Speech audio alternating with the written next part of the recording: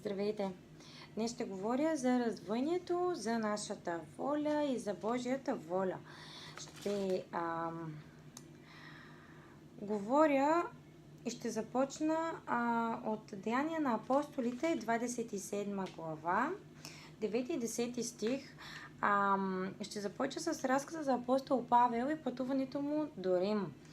И резултатът, когато всъщност хората не послушаха Божията воля. Какво стана?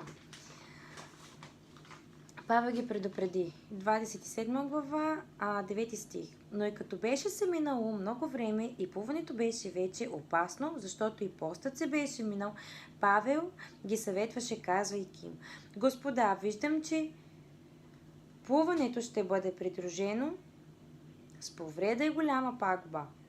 Не само на товара и на кораба, но и на живота ни. Добре. Но никой не го послуша. И в 41 стих се казва: но изпаднаха на едно място, дето морето биеше от двете страни и там кораба заседна. Предницата се заби и не мърдаше, а задницата взе да се разглобява от напора на вълните. Добре, нека да кажем, че корабът, да речем, е живота ни. И Божий човек ни казва да не правим дадени неща, да не ходим в даден път и ние получаваме предупреждения в живота си.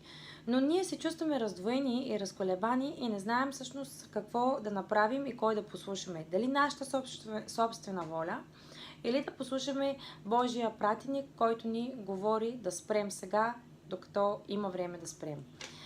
И всъщност ето тук идва противоречието и времето наистина, в което ние е възможно да се чувстваме объркани и да не знаем какво да направим.